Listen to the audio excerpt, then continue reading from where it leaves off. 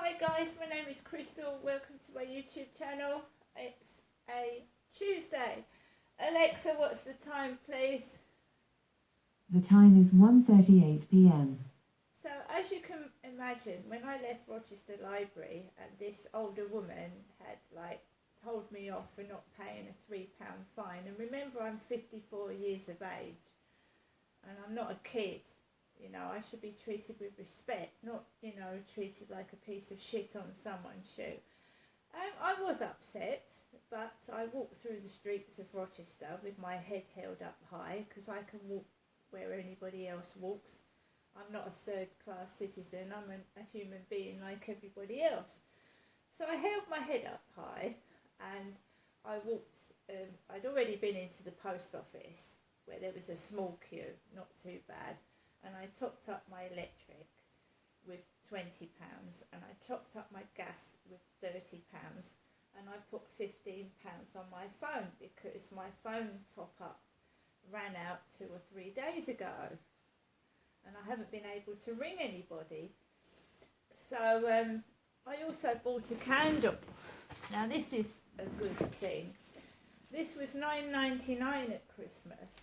And I got it for $2.99. It's a flat candle, a flat one. It's flat, totally flat. It's got its holder. Handmade flat candles, dripless, smokeless, scentless, self-extinguishing, steel base included, and it's easy to send to someone in the post. It's a nice Valentine's Day gift, that, isn't it? A nice heart-shaped flat candle. $2.99. It's made in Lithuania. So I'd gone out of the post office. I'd gone into the library to try and pay that fine that I'd been moaned about. The lady wasn't there to pay it, so I thought, I came out of the library, walked back up the high street. It didn't put me off. Walked into the Demeltzer charity shop. And I didn't see anything I liked in there at all. Charity shops are very, very expensive now. Very, very expensive. They're making a lot of money out of people that can't afford things. And we've also had TV crews down Rochester High Street going into the charity shops. And since we've had TV crews going into the charity shops, you see it's advertised charity shops and they've put their prices up because all the TV crews have been down there, haven't they? So they've been making money out of being advertised on TV, but a lot of people in Rochester, Chatham, Medway are poor. The electric and the gas has gone up, food prices have gone up, and we don't need charity shops. They were supposed to be cheaper than clothes shops, and they're not anymore. You go in Primark, you can pick up a dress for £5. This cost me £8.50 because it said it's retro. It was on the rail with retro clothing. I don't know how retro it is, but I bought it under they said it was a retro dress.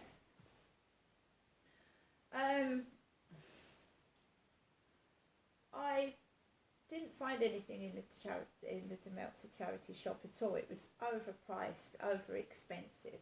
The barometer that I'd gone in there and looked at before a few weeks ago had obviously gone. It was £5 and that had gone. Of course, that's an antique. And when I wanted it, I couldn't get it because I didn't have the money and it wasn't there. So I came out of there and I walked into the Wisdom Hospice in Rochester, not Chatham, because there's a big Wisdom Hospice in Chatham.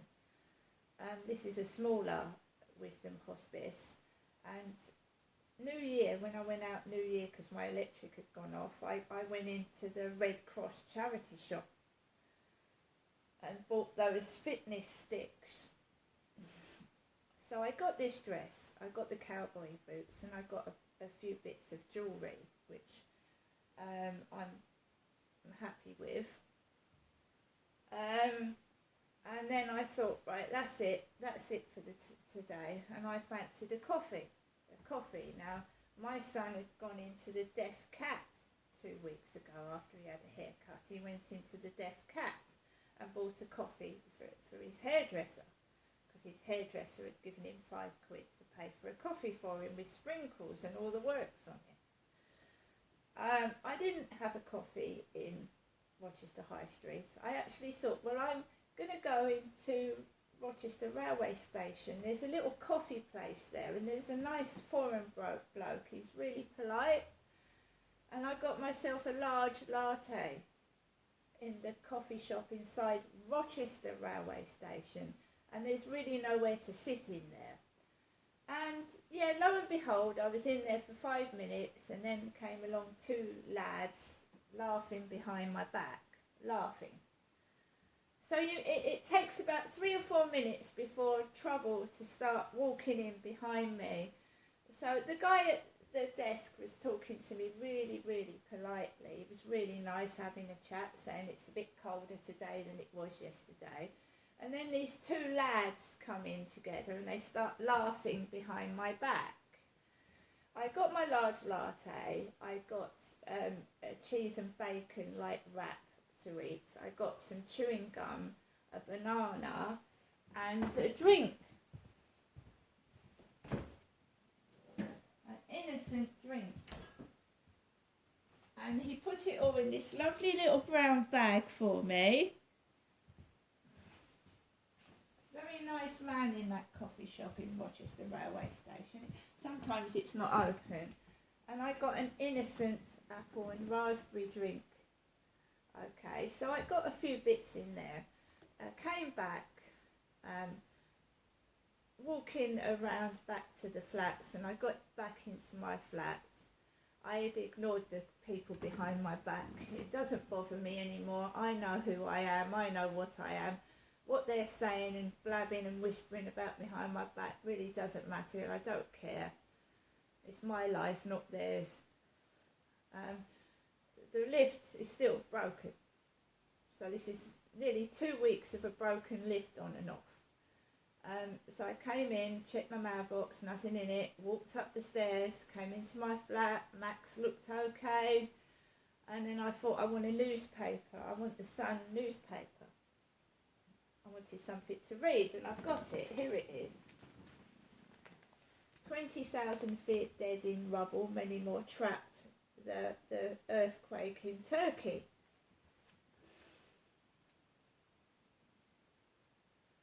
That's the front of the Sun, Tuesday, February the 7th.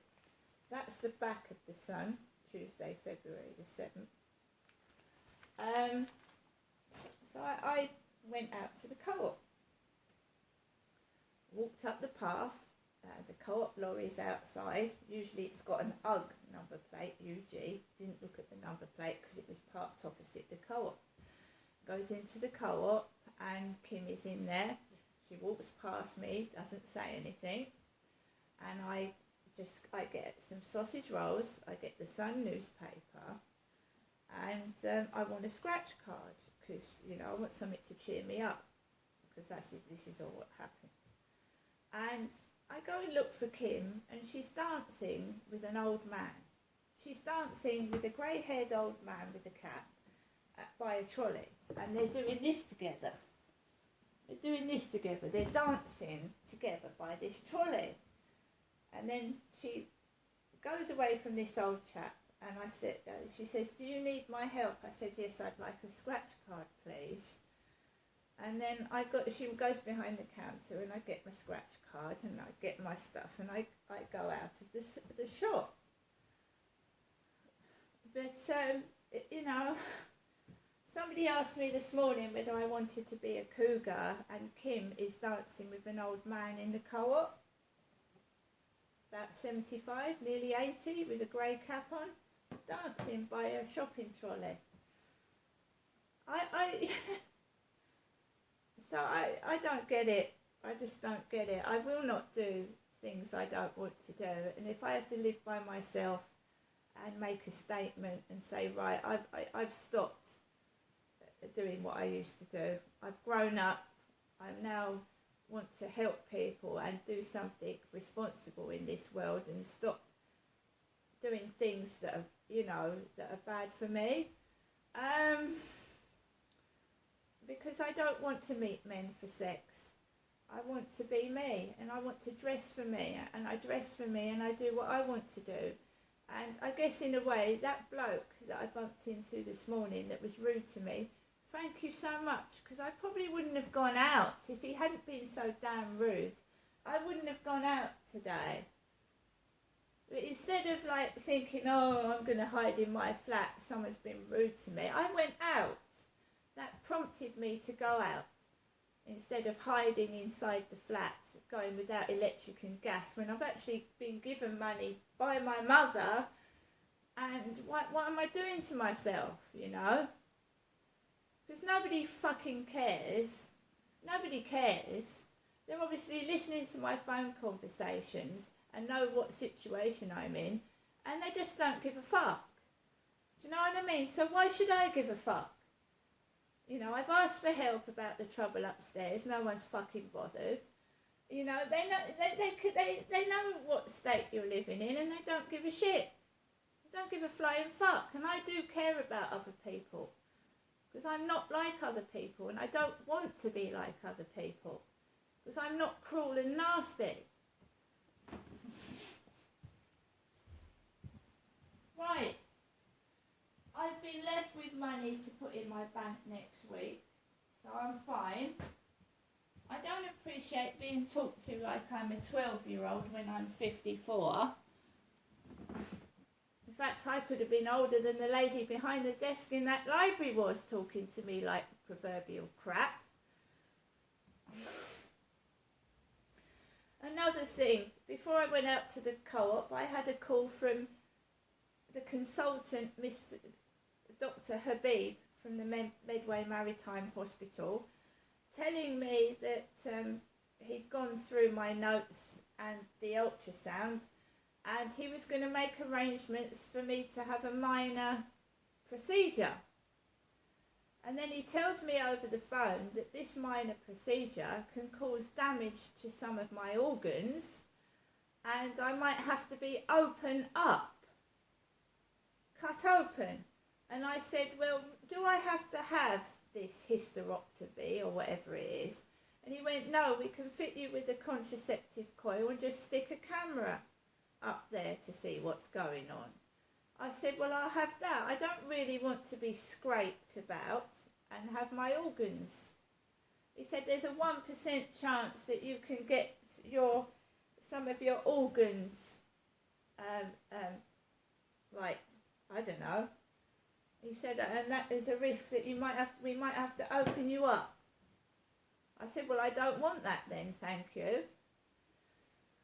And he said, I'll organise the marina coil to be fitted and the camera.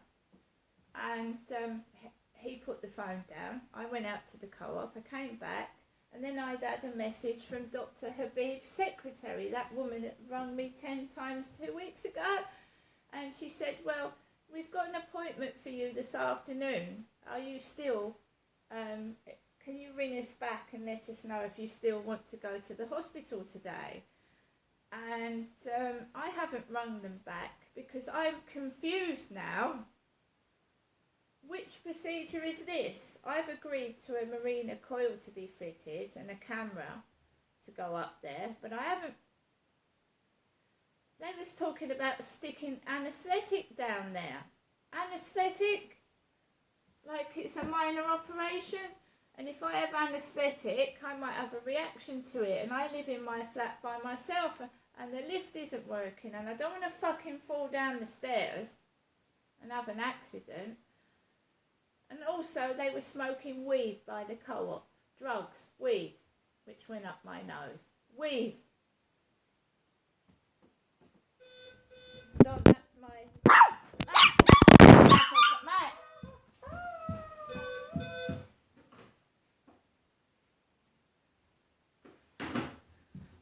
Sorry guys, that's my buzzer going off.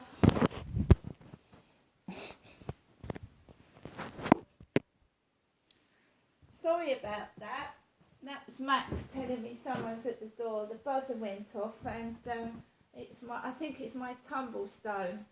I've got a stone, like a crystal stone, to try and give me some good luck.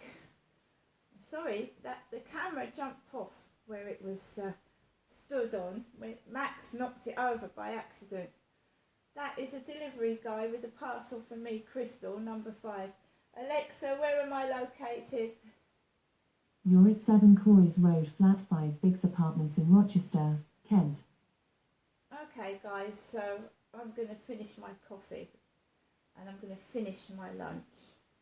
And I'm not going to the hospital today because I'm confused as to whether I'm having a camera and a coil fitted, because why do they need to stick anaesthetic down there? They're talking about sticking anaesthetic in me now. See you later.